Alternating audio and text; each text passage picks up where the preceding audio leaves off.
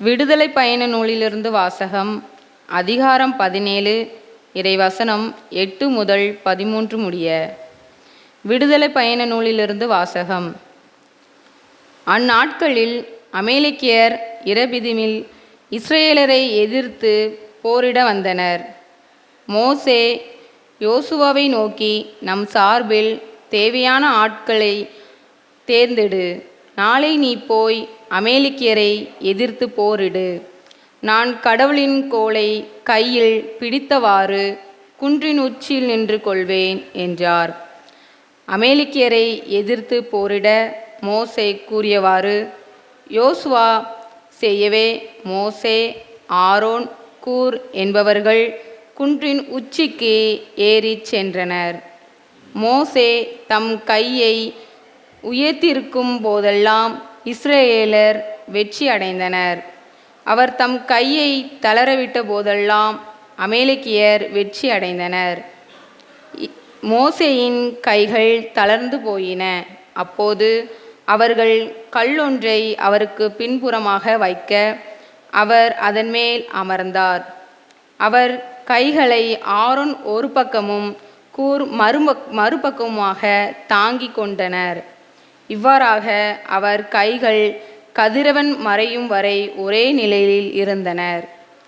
யோசுவா அமேலேக்கியையும் அவனுடைய மக்களையும் வாளுக்கிரையாக்கி முறிவடித்தனர். இது ஆண்டவர் வழங்கும் அருள்வாக்கு. ஆண்டவர் உங்களோடு இருப்பாராக.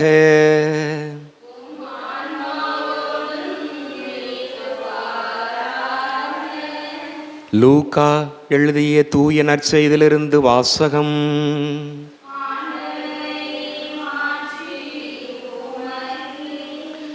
அதிகாரம் 18, இறை வார்த்தைகள் 1-8 வரை. சீடர்கள் மனம் தளராமல் எப்பொழுதும் இறைவனிடம் மன்றாட வேண்டும் என்பதற்கு இயேசு ஓர் உவமையை சொன்னார். ஒரு நகரில் நடுவர் ஒருவர் இருந்தார். அவர் கடவுளுக்கு அஞ்சி நடப்பதில்லை, மக்களையும் மதிப்பதில்லை. அந்நகரில் கைம்பெண் ஒருவரும் இருந்தார். அவர் நடுவரிடம் போய், என் எதிரியை தண்டித்து எனக்கு நீதி வழங்கும் என்று கேட்டுக்கொண்டே இருந்தார். நடுவரோ நெடுங்காலமாய் எதுவும் செய்ய விரும்பவில்லை. பின்பு அவர், நான் கடவுளுக்கும் அஞ்சுவதில்லை, மக்களையும் மதிப்பதில்லை. என்றாலும் இக்கைம்பெண் எனக்கு தொல்லை கொடுத்து கொண்டே இருப்பதால் நான் இவருக்கு நீதி வழங்குவேன். இல்லையானால் இவர் என் உயிரை வாங்கி கொண்டே இருப்பார் என்று தமக்குள்ளே சொல்லி கொண்டார். பின் ஆண்டவர் அவர்களிடம், நேர்மையற்ற நடுவரே இப்படி சொன்னார் என்றால், தாம் தேர்ந்து கொண்டவர்கள் அல்லும் பகலும் தம்மை நோக்கி கூக்குரலிடும் பொழுது கடவுள் அவர்களுக்கு நீதி வழங்காமல் இருப்பாரா? அவர்களுக்கு துணை செய்ய காலம் தாழ்த்துவாரா? விரைவில் அவர்களுக்கு நீதி வழங்குவார் என நான் உங்களுக்கு சொல்லுகிறேன். ஆயினும் மானிட மகன் வரும்பொழுது மண்ணுலகில் நம்பிக்கையை காண்பாரோ என்றார். ஆண்டவரின் அருள் வாக்கு. இறையேசுவில் பிரியமான சகோதர சகோதரிகளே, பீகார் மாநிலத்திலே பாகலூர் என்ற ஒரு குக்கிராமம். அங்கு வாழ்ந்த மக்கள் நிலம் இல்லாமல் பரம ஏழைகளாக இருந்தார்கள். எனவே பக்கத்து கிராமத்திலே சென்று வேலை செய்து தங்கள் பிழைப்பை நடத்தி வந்தார்கள். அந்த பக்கத்து ஊருக்கு வேலைக்கு செல்லும் பொழுது வழியிலே குறுகும் நெடுகளுமான பாதை, காட்டு பகுதி, ஒரு சிறிய மலை குன்றும் இருந்தது. எனவே ஒவ்வொரு நாளும் வேலைக்கு போயிட்டு திரும்பி வரும் பொழுது அவர்கள் காயத்தோடு தான் வருவார்கள், கையிலும் காலிலும். அந்த அளவிற்கு முட்கள், புதர்கள், கற்கள், அப்படி ஒரு மோசமாக இருந்தது. அப்போ இவர்கள் அரசாங்கத்திடம் முறையிட்டு, எங்களுக்கு இதிலே பாதை அமைத்து தாருங்கள் என்று முறையிட்டார்கள். அவர்களும் கண்டுகொள்ளவில்லை. ஒரு நாள் தஸ்ரத் மஞ்சி அவருடைய மனைவி இந்த 2 பேரும் வேலைக்கு போயிட்டு திரும்பி வந்தார்கள். ரொம்ப காயம், காலில் கல் குத்தி, அதேபோல் கை காலெல்லாம் அந்த புதர்கள்லாம் பட்டு ரொம்ப இரத்தமாக இருந்தது. அப்போ அவர்கள் முடிவெடுத்தார்கள், நாம் பாதையை உண்டாக்குவோம், நாம் பாதையை உண்டாக்குவோம். ஆனால் எப்படி நம்ம 2 பேர் மட்டும் சேர்ந்து எப்படி மற்றவர்களை அழைத்து கொள்ளலாமே? சரி, எல்லா மக்களையும் கூட்டுகிறார்கள். இப்படி நமக்கு இது ஒரு பெரிய குறையாக இருக்கிறது, எனவே பாதை அமைக்க நாம் போகிறோம், எங்களோடு யார் ஒத்துழைப்பு தருகிறீர்கள்? எல்லாரும் சிரித்தார்கள். இவ்வளோ பெரிய மலைப்பகுதி, இவ்வளோ புதர்கள் நிறைந்தது, நாம் எப்படி முடியும் நம்மளால்? நிச்சயம் அடுத்து நமது வேலையை நாம் பார்க்கணும். காலையிலிருந்து மாலை வரை நம்ம வேலையை யார் பார்ப்பா? பிள்ளைகளை, குடும்பத்தை யார் காப்பாற்றுவா? அதனால யாருமே வரவில்லை. உடனே அந்த தஸ்ரத் மஞ்சி, பரவாயில்லை, யார் வர வேண்டும் இல்லை என்றாலும் பரவாயில்லை, நாம் ஆரம்பிப்போம் என்று அவர் ஒருவர் முடிவெடுத்தார். அவரோடு தன் மனைவியையும் சேர்த்து கொண்டார். எப்படி செய்வது? காலையிலே வேலைக்கு செல்வதற்கு முன்னால் ஒரு மணி நேரத்திற்கு முன்னாலே இவர்கள் கிளம்பி விடுவார்கள். அப்போ வீட்டிலிருந்து இங்கு ஆரம்பிக்கும் போது இந்த பகுதியை சுத்தம் செய்து கொண்டே வந்தார்கள். வேலை முடிந்து திரும்பும் பொழுது அங்கிருந்து கொஞ்சம் கொஞ்சமாக சுத்தம் செய்து கொண்டே வந்தார்கள். இப்படி ஒவ்வொரு நாட்களாக இந்த வேலை நடந்து கொண்டிருந்தது.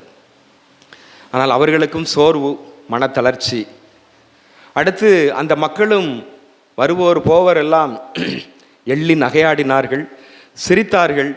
உங்களுக்கு இது தேவையா? இது உங்களால் முடியுமா?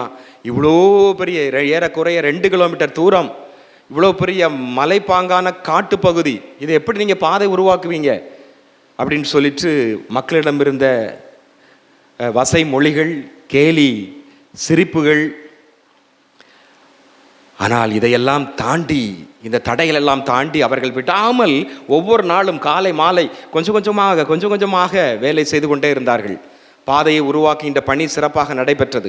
இடையிலே ஒரு மலை குன்று இருந்தது, அது ஒரு பெரிய தலைவலி. அடுத்து அப்போ அதையும் என்ன செய்யணும்? கொஞ்சம் கொஞ்சமாக அவர்கள் குடைய ஆரம்பித்தார்கள், கொஞ்சம் கொஞ்சமாக உடைக்க ஆரம்பித்தார்கள். இப்படியே செய்து கடைசியிலே ஒரு அருமையான 2 கிலோமீட்டர் தூரத்திற்கு 30 அடி அகலத்திற்கு அருமையான ஒரு பாதை உருவாகியது. 1960ஆம் ஆண்டு இவர்கள் ஆரம்பித்த பணி எப்பொழுது முடிவு பெற்றது? 1982ஆம் ஆண்டு. ஏறக்குறைய 22 ஆண்டுகள் அந்த பணியை செய்தார்கள். பாருங்க, எவ்வளவு ஒரு விடாமுயற்சி, எவ்வளவு தடைகள் வந்தாலும் தாண்டி அவர்கள் அந்த எடுத்த காரியத்தில் பின்வாங்காமல் நின்றார்கள். முயற்சி திருவினையாக்கும். அதைத்தான் நமது தமிழ் ஆசான் திருவள்ளுவர் சொல்லுவார். குறள் 616 முயற்சி திருவினையாக்கும், முயற்சின்மை இன்மை புகுத்திவிடும். நீ எந்த காரியத்தை எடுத்தாலும் முயற்சியை எடுத்தீன்னா கண்டிப்பாக அது உன்னால் முடியும். ஆனால் நீ முயற்சியை எடுக்காம நான் தேர்வில் வெற்றி பெறணும், நான் இந்த வீட்டை கட்டணும் அப்படின்னா அது ஒன்றுக்கும் உதவாது என்று சொல்லுகிறார். அன்புக்குரியவர்களே, இன்றைய நற்செய்தியிலும் இன்றைய முதல் வாசகத்திலும் நாம் அருமையாக வாசித்தோம். இடைவிடாமல், மனம் தளராமல் நாம் எந்த பணியை செய்தாலும் அதிலே நாம் வெற்றி பெறலாம் என்கின்ற கருத்தை அருமையாக தெளிவுபடுத்துகிறது. முதலிலே நற்செய்தி வாசகத்தை நாம் சிந்திப்போம். லூக்கா நற்செய்தி 18ஆம் அதிகாரம் 1 8 வரை உள்ள பகுதியை நாம் வாசித்தோம். அந்த பகுதியிலே அந்த பெண்மணியை பாருங்கள். ஒரு கைம்பெண்களுடைய நிலை எப்படி இருந்தது? பழைய ஏற்பாட்டு காலத்தில் மிக மோசமாக ஒன்றாகத்தான் இருந்தது. கணவன் இல்லை, பிள்ளைகள் இருக்காது, அப்போ அவர்களுக்கு வருமானத்திற்கும் வழி இல்லை, சொந்தக்காரங்க நட்புகளும் யாருமே இல்லாத ஒரு நிலை. அப்போ அவங்கள்ட்ட மற்றவங்ககிட்ட எந்த காரியத்தை கேட்டாலும் அது கிடைக்காது. ஏன்னா அவங்ககிட்ட ஒன்றுமே இல்லை, ஆள் பலமும் இல்லை, பண பலமும் இல்லை. இதைத்தான் பழைய ஏற்பாட்டில் நம்ம வாசிக்கிறோம். எசாயா புத்தகம் 1ஆம் அதிகாரம் 23வது வசனம்.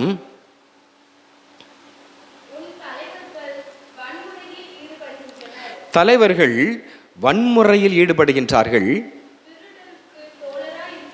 திருடர்களுக்கு, கொள்ளையடிக்கிறவங்களுக்கு தோழராக இருக்கிறாங்க.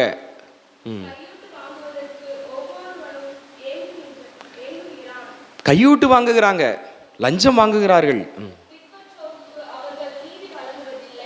திக்கற்றோருக்கு அவர்கள் நீதி வழங்குவதில்லை. அவருடைய உரிமைகளை இவர்கள் நிறைவேற்றுவதில்லை. அவருடைய வேண்டல்களை இவர்கள் எதையுமே கண்டுகொள்வதில்லை. கைம்பெண்களுடைய வழக்குகளை தீர்ப்பதிலும் கவனம் செலுத்துவதில்லை. கைம்பெண்களுடைய நிலை ரொம்ப மோசம். அப்போ அந்த நற்செய்தியில் சொல்லப்பட்ட அந்த கைம்பெண், அவங்களுக்கு வீட்டுக்காரர் கிடையாது, பிள்ளைகள் கிடையாது. அப்போ சொந்தக்காரங்களும் கைவிட்டு விட்டார்கள். அப்போ ஆள் பலம் இல்லை. அடுத்து சம்பாதித்து வேலை செய்வதற்கு உள்ள போதிய வருமானமும் கிடையாது. அப்போ பணபலமும் இல்லை, அப்படிதானே? ஆள் பலமும் இல்லை, பணபலமும் இல்லை. சாதாரணமாக இது ரெண்டு இருந்தாலே தலைவர்கள் நீதி வழங்குறவங்களுக்கு ரொம்ப கஷ்டம். அப்படி இருக்கும்போது இந்த பெண்மணியின் நிலை மிக மிக மோசமான ஒன்று. ஆனால் அவட்ட ஒன்றே ஒன்று இருந்துச்சு. என்ன இருந்துச்சு? விடாமுயற்சி. இடைவிடாமல் தொந்தரவு செய்து கொண்டே இருந்தா அந்த நடுவரை. அந்த நடுவர் மோசமானவன், நம்ம வாஸ்தவம். மக்களையும் மதிப்பதில்லை, கடவுளுக்கும் அஞ்சு நடப்பதில்லை. ஆனால் இந்த பெண்மணி கைம்பெண் காலையில் போய் நிற்கிறா. ஐயா, என் எதிரி கிட்ட ஒரு வழக்கு இருக்குது, அவன் என்ன இப்படி இது பண்ணுறான், எனக்கு நீதி வழங்குங்க. கண்டுக்கிடாமல் போகிறார். மத்தியானம் அவர் அலுவலகத்தில் போய் இந்த பெண்மணிக்கு முறையிடுகிறார். ஐயா, எனக்கு நீதி வழங்க. கண்டுக்கிடலை. மாலை வீட்டுக்கு வர்றாரு. வீட்டுக்கு வந்த பிறகும் இவர் விடலை. இப்படி ஒவ்வொரு நாளும் செஞ்சுக்கிட்டே இருக்கிறா. பாருங்க, நச்சரித்தல், இடைவிடாத முயற்சி. கடைசியில் அந்த நடுவர் என்ன செய்கிறாரு? நீதி வழங்குறாரா, வழங்குறையா? நீதி வழங்குறார். எதுக்காக? இவ தொந்தரவு பண்ணிக்கிட்டே இருக்கிறா, அல்லது இவள் என் உயிரை பறித்து விடுவாள். நம்ம நச்சதில் வாஸ்தவம், இவள் என் உயிரை கொன்னே விடுவா. அந்த அளவுக்கு தொந்தரவு, அந்த அளவுக்கு இடைவிடாத ஒரு முயற்சி. பாருங்க, காலையில் மாலையில் ஒவ்வொரு நாளும் விடாம முயற்சி. ரெண்டாவது, அவளிடம் இருந்தது ஒரு அசையாத ஒரு நம்பிக்கை. எப்படியாவது இந்த கல்லான மனுஷனுடைய இதயத்தை நாம கரைச்சிடலாம், கனிவான இதயமாக மாற்ற முடியும் என்ற ஒரு நம்பிக்கை இருந்தது. எல்லாவற்றிற்கும் மேலாக ஆண்டவரை நம்பினாள். ஆண்டவரை நம்பினாள். ஏன்னா அவளுக்கு எதுவுமே கிடையாது, உறவினர்கள் கிடையாது, பணபலம் கிடையாது. ஆண்டவர் மட்டும்தான் எனது முழு நம்பிக்கை. அதைத்தான் எபிரேயத்திலே அனாவிம் என்று சொல்லுகிறோம். எதுவுமே இல்லாத, ஒரு புறக்கணிக்கப்பட்ட, ஒன்றுமே இல்லாத ஒரு நிலையில நமக்கு ஒரே ஒரு நம்பிக்கை, கடவுள் இருக்கிறார் பாருங்க, அதுதான் அனாவிம். என் வாழ்க்கையே முடிஞ்சு போகக்கூடிய நிலையில இருந்தாலும், என்னுடைய உறவினர்கள் கூட யாருமே எனக்கு இல்லைனாலும், ஆண்டவரிடமிருந்து எனக்கு உதவி வரும். விண்ணையும் மண்ணையும் படைத்த ஆண்டவரிடமிருந்து எனக்கு உதவி வரும். அதைத்தான் நாம் திருப்பாடலில் வாசித்தோம். திருப்பாடல் 91 நாம் வாசித்தோம். மலைகளை நோக்கி என் கண்களை உயர்த்தி உள்ளேன், எங்கிருந்து எனக்கு உதவி வரும்? விண்ணையும் மண்ணையும் உண்டாக்கி ஆண்டவரிடமிருந்து எனக்கு உதவி வரும். அப்போ அந்த ஆண்டவரை மட்டுமே அவர் நம்பி இருந்தாள். அதுதான் அனாவிம். ஏழைகள் எல்லோருமே இந்த அனாவிம். இந்த ஏழைகள் எல்லாருக்குமே ஒரே நம்பிக்கை கடவுள்தான். உறவினர்கள் இல்லாலும், ஆள்பலம் இல்லை என்றாலும், பணபலம் இல்லை என்றாலும், அவருடைய ஒரே நம்பிக்கை கடவுள். அப்போ ஆண்டவர் இந்த நற்செய்தியில் நாம் அருமையாக வாசித்தோம். 18 லூக்கா 18 அதிகாரம் 1வது வசனத்தில், மனம் தளராமல் நாம் எப்பொழுதும் இறைவனிடம் வேண்டிக் கொண்டிருக்க வேண்டும் என்பதற்காக இந்த உவமையை சொல்றார். அப்போ இந்த பெண்மணியிடம் இருந்த அந்த முயற்சியை போல நீ ஜெபத்திலும் அந்த நம்பிக்கையிலும் விடாமல் நீ இருக்க வேண்டும். நம்பிக்கை இழக்காத, சோர்ந்து போகாதே, மனம் தளராத. இடையில நிறைய தடைகள் வரலாம், ஆனால் நீ விடாம ஜபிக்கும் பொழுது உன்னுடைய மன்றாட்டு நிச்சயம் கேட்கப்படும் என்று ஆண்டவர் இந்த நாளிலே வலியுறுத்துகிறார். இன்றைய முதல் வாசகத்திற்கு வாருங்கள். விடுதலை பயணம் 17வது அதிகாரத்திலே 8 to 13 வரை உள்ள பகுதிகளிலே நாம் வாசித்தோம். அதில் 2 பேருக்கும் இடையிலே சண்டை நடக்கிறது, போர் நடக்கிறது. அமலேக்கையர், இஸ்ரேலர், இந்த 2 இனத்தவருக்கு இடையே சண்டை நடக்குது. அப்போ இந்த அமலேக்கையர் யார்? ஈசாக்குக்கு 2 பிள்ளைகள், எசா, யாக்கோபு, அப்படி தானே? அந்த 2 பேரில் முதல்ல அவங்க ரெண்டுக்கு இடையில போட்டி, அப்படித்தானே? இப்போ யாக்கோபினுடைய வழி மரபிலிருந்து வந்தவர்கள் தான் இஸ்ரேல் மக்கள். அதைத்தான் நாம் பார்க்குறோம். யாக்கோபு, இனி உன் பெயர் இஸ்ரேல். அப்போ அந்த இதிலிருந்து வந்தவங்க தான் இஸ்ரேல் மக்கள். எஸ்ஸா மூத்த பையன், அவங்களுடைய வழி மரபிலிருந்து வந்தவர்கள் தான் அமலேக்கியர்கள். அதைத்தான் நம்ம தொடக்க நூல் 36ஆம் அதிகாரம் 12வது வசனத்தில் நம்ம வாசிக்கிறோம். ரெண்டு நாடு, ரெண்டு இனத்தவருக்கும் இடையிலே சண்டை. அப்போ மோசே யோசுவாவை, நீ முன்னால போ, மக்களை எல்லாம் திரட்டிட்டு போய் சண்டை போடு, நான் குன்றின் மேல் அமர்ந்து கொண்டு நான் ஜபம் செய்கிறேன், கைகளை விரித்து நான் ஜபம் செய்கிறேன் அப்படின்னு சொல்றார். உடனே ஆரோன் ஆட்கள் எல்லாம் அனுப்பிட்டு போய் அங்கே சண்டை நடக்குது. மோசே என்ன பண்றாரு? ஒரு குன்றின் மேல் நின்று நட்டமா நின்று கொண்டு இரண்டு கைகளையும் அப்படியே விரித்து கொண்டு கையிலே ஒரு கோலையும் வைத்து கொண்டு ஜபம் செய்கிறார். அப்போ இஸ்ரேல் மக்கள் வெற்றியை கண்டார்கள். கொஞ்சம் நேரம் ஆகியது. கையை எவ்வளோ நேரம் நம்ம தூக்கி பிடிச்சிட்டு இருக்க முடியும்? சும்மா கையை விரிச்சு வச்சாலே அப்படியே தளர்ந்து விடும். அப்போ கையில் ஒரு கோலையும் வச்சிருக்கிறாரு. அப்போ நடுங்குது, தளர்கிறது, கை அப்படியே கீழே போகுது. அப்போ கீழே போன உடனே அங்கே என்ன நடக்குது? இஸ்ரேல் மக்கள் தோல்வியை கண்டார்கள். அப்புறம் திரும்ப ஐயோ, திரும்ப அப்படி கஷ்டப்பட்டு தூக்கி பிடிக்கிறார்.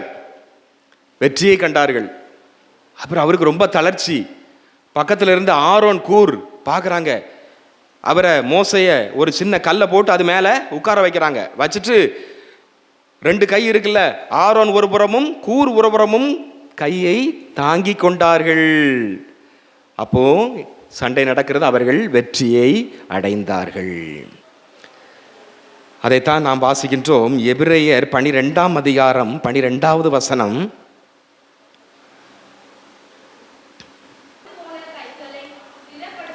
தளர்ந்து போன கைகளை திடப்படுத்துங்கள். மோசே அவருடைய கை தளர்ந்து போச்சுது, அவரே திடப்படுத்தி கொண்டாரு. அது பிறகு உதவிக்கு ஆரோன் கூர் ரெண்டு திடப்படுத்துறாங்க. அதே போல நம்ம வாழ்க்கையிலையும் ஒரு வேலை செய்யும் பொழுது நமது கைகள் தளர்ந்து விடும். திடப்படுத்துங்கள், தைரியமா செய்யுங்க, எடுத்த வேலையை. ஆண்டவர் உங்களோடு இருக்கிறார். தள்ளாடும் முழங்கால்களை உறுதிப்படுத்துங்கள். சில நேரத்தில் நமது கால், கை, முழங்கால் எல்லாம் நடக்க முடியாமல் இருக்கும். நம்ம வாழ்க்கையிலையும் அப்படிதான். நம்ம ஏமாற்றப்பட்டிருப்போம். மற்றவங்க நம்மளை பண மோசடி செய்திருப்பாங்க, நில அபகரிப்பு செய்திருப்பாங்க. குடும்பத்தில் கணவன் மனைவிகளுக்கிடையே பெரிய பாரமாக இருக்கலாம்.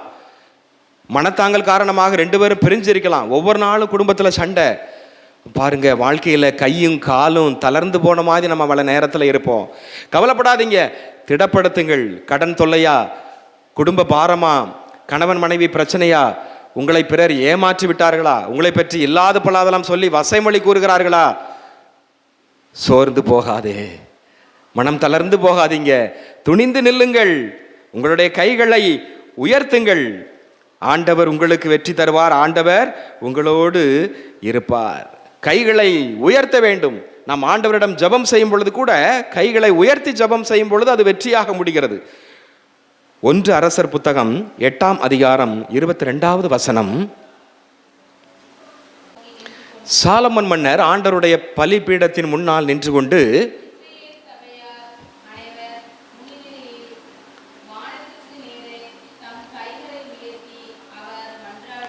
இஸ்ரேல் மக்கள் எல்லாரும் நிற்கிறாங்க.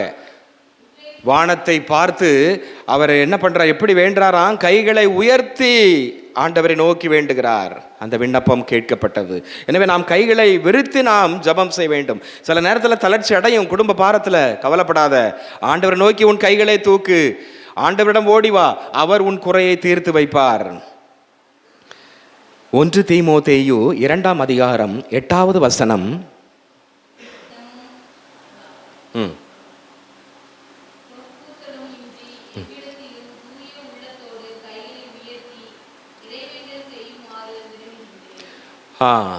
தூய உள்ளத்தோடு ஆண்கள் தூய உள்ளத்தோடு கைகளை உயர்த்தி இறைவேண்டல் செய்ய வேண்டும் என்று பவுலடியார் அறிவுறுத்துகிறார். அப்போ சில நேரத்தில் ஆண்களுக்கும் நிறைய பிரச்சனைகள் இருக்கும். ஆனால் உள்ளத்தை மட்டும் தூய்மையாக வச்சுக்க, ஆண்டவரை நோக்கி கைகளை உயர்த்து, உன் தொழில் வெற்றி பெறும், நீ நினைச்ச காரியங்கள் வெற்றி பெறக்கூடிய ஒன்றாக மாறும். 2 தீமோத்தேயு 3ஆம் அதிகாரம் 14வது வசனம். நிலைத்து நில், உனக்கு என்ன தெரிஞ்சிருக்குதோ அதில் நீ நிலைச்சு நில். நீ என்ன வேலை பார்க்குறியோ அதில் நிலைச்சு நில். இல்லை எனக்கு நான் சரியாக படிக்காத ஆள், இல்லை நான் செய்கிற வேலை சாதாரண வேலை இல்லை, நீ உனக்கு எதில் முடியுமோ, உனக்கு எதில் ஆண்டவர் திறமையை கொடுத்துருக்கிறாரோ, உனக்கு எது தெரியுமோ அதில் நீ நிலைச்சு நில். அது எப்படிப்பட்டதாக இருந்தாலும் கவலைப்படாத. அது வலு குறைவாக இருந்ததாலும் பரவாயில்ல, நீ அதில் நிலைத்து நில். விடாமுயற்சியோடு நீ வெற்றி பெறுவாய். மத்தேயு நற்செய்தி 24ஆம் அதிகாரம் 13வது வசனம், இறுதி வரை மன உறுதியோடு இருப்பவரே மீட்பு பெறுவர். வாழ்க்கையில் ஒரு வேலை ஆரம்பிக்கும் பொழுது தடங்கள் வரலாம், எதிர்ப்புகள் வரலாம், கவலைப்படாத, இறுதி வரை நிலைத்திரு. அதே போல உன்னுடைய ஜபத்திலையும் நீ உயர்ந்து நில், கைகளை உயர்த்தி ஜபம் செய், நிலைத்து நில். பராக்கு வரலாம், சோதனைகள் வரலாம், ஜபம் சொல்றதுக்கு நேரமே இல்லை எனக்கு, இதெல்லாம் பிசாசு பண்ற வேலை. மற்ற எல்லாத்துக்கும் நமக்கு நேரம் இருக்கும், ஆனால் ஜபம் செய்யறதுக்கு மட்டும் நேரமே இல்லை.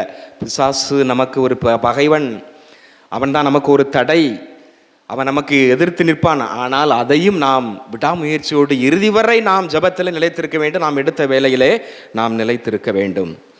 1 தெசலோனிக்கேயர் 5ஆம் அதிகாரம் 16லிருந்து 18 வரை உள்ள பகுதியிலே வாசிக்கிறோம், எப்பொழுதும் மகிழ்ச்சியாக இருங்கள், இடைவிடாது ஜெபியுங்கள், என்ன நேர்ந்தாலும் நன்றி கூறுங்கள். சில நேரத்தில் நாம் சில காரியங்கள் நடக்கும் பொழுது நமக்கு ஒவ்வாத, நமக்கு பிடிக்காத, நம்மை காயப்படுத்தக்கூடிய சம்பவங்கள் நடக்கும்போது அந்த வேலையை விட்டுட்டு போயிடுவான். சி, இது என்ன, இந்த வேலையே வேண்டாம் அப்படின்னு சொல்லிட்டு. இல்லை, என்ன நேர்ந்தாலும் நன்றி கூறு, இடைவிடாமல் நீ ஜெபி, எப்பொழுதும் மகிழ்ச்சியாக இருங்கள், என்ன நேர்ந்தாலும் நன்றி கூறுங்கள். ஆனால் அவன் வேலையை மட்டும் விட்டுறாத, என்ன தடைகள் வந்தாலும் ஜபத்தில் மட்டும் நீ நிலைத்து நில் என்று ஆண்டவர் சொல்கிறார். அரசர் புனித 9ஆம் லூயி அவர் சொல்லுவார், இடைவிடாத ஜபம் அதுதான் என் நாட்டை வெற்றி வழியிலே நடத்துவதற்கு, என் மக்களை சிறப்பாக வழி நடத்துவதற்கு காரணமாக இருக்கிறது என்று சொன்னார்.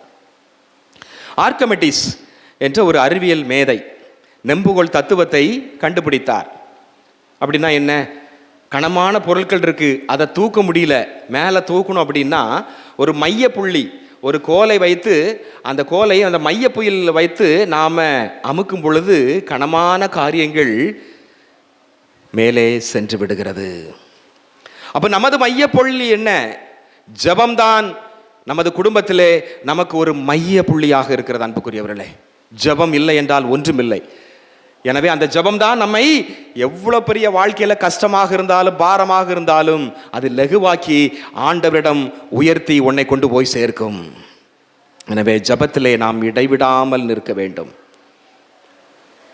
2010ஆம் ஆண்டு தென் அமெரிக்காவிலே சிலே என்ற நாடு, அங்கு சுரங்க தொழிலாளர்கள் 33 பேர் நிலச்சரிவின் காரணமாக மாட்டிக்கொண்டார்கள்.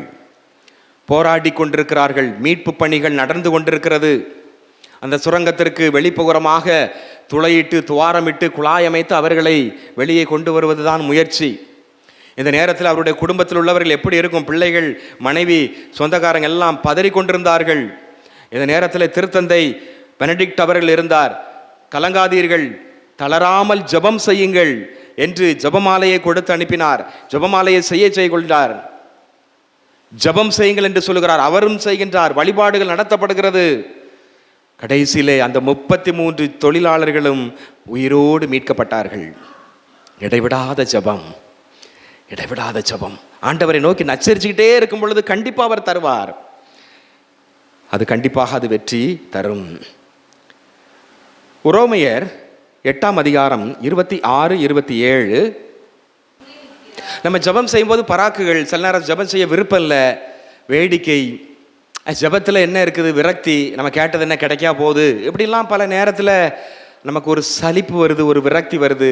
எப்படி ஜபம் பண்ணுறது எதுவுமே தெரியல. ஆனால் பரிசுத்த ஆவியானவர் தான் நமக்கு, நமது வலுவற்றவர்கள் தான், ஆனால் நம்மை வலுவுள்ளவர்களாக மாற்றுகிறவர் பரிசுத்த ஆவியானவர். அது மட்டுமல்லாமல் நமக்கு பரிந்து பேசுவராக இருக்கிறார். அவர் நமக்கு ஆற்றலை வழங்குகிறார். எனவே எப்படி ஜெபிக்க வேண்டும் என்று பரிசுத்த ஆவி நமக்கு வழி நடத்துவார். அவர் பரிந்து பேசி நமது ஜபத்தை வெற்றியாக மாற்றுவார். எனவே இடையராது விடாமல் நாம் ஜெபிக்க வேண்டும். சில நேரத்தில் நம்ம ஜெபிக்கிறோம், ஆனால் நம்ம ஜபம் கேட்கிறதே இல்லை. நமக்கு விருப்பம் இருக்குது, ஒரு காரியம் எனக்கு வேணும், ஒரு வீடு வேணும், ஒரு கார் வேணும், ஒரு பங்களா வேணும், ஒரு நிலம் வேணும், என்ன என் பிள்ளைகளை பெரிய பள்ளிக்கூடத்தில் படிக்க வைக்கணும், நம்ம விருப்பம். ஆனால் கடவுளுடைய விருப்பம் எப்படின்னு தெரில. 1 யோவான் 5ஆம் அதிகாரம் 14வது வசனம். 1 நாம் கேட்பது கடவுளுடைய திருவுளத்திற்கு ஏற்பதாக அமைந்திருப்பின் அவர் நமக்கு செவி சாய்க்கிறார். நம்ம விருப்பம், நான் 2 லட்ச ரூபா மாதத்துக்கு சம்பாதிக்கணும். ஆனால் கடவுளுடைய விருப்பம், நான் பெரிய வேலை பார்த்து பெரிய பணக்காரராக மாறணும். கடவுளுடைய விருப்பம். அப்போ நாம் ஜெபம் செய்யும் பொழுது நம்மளுடைய விருப்பம் வேற, கடவுளுடைய விருப்பம் வேற. நம்மளுடைய வேண்டுதல் விண்ணப்பம் கடவுளுக்கு உகந்ததாக இருந்துச்சுன்னா கண்டிப்பாக அதை அவர் நிறைவேற்றுவார். ஆண்டவரே, அவன் எனக்கு தொல்லை கொடுத்துட்டே இருக்கிறான், அவன் நாசமாக போகணும், அவன் தொழிலே முன்னேறக்கூடாது, இப்படி ஜெபிச்சா அது கேட்கப்படுமா? கேட்கப்படாது. அப்போது நம்மளுடைய ஜெபம் ஆண்டவருடைய திருவுளத்திற்கு ஏற்றதார் போல இருந்துச்சுன்னா கண்டிப்பாக அவர் நிறைவு செய்வார். மத்தேயு 7:7 கேளுங்கள் உங்களுக்கு கொடுக்கப்படும். யோவான் 14:14 என் பெயரால் நீங்கள் எதை கேட்டாலும் நான் உங்களுக்கு தருவேன்.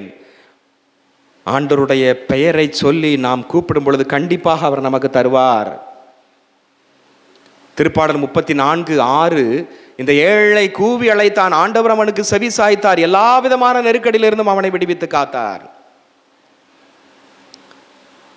திருப்பாடல் 34:4 துணை வேண்டி ஆண்டவரிடம் அன்றாடினேன், அவரும் என் கூக்குரலுக்கு செவி சாய்த்தார்.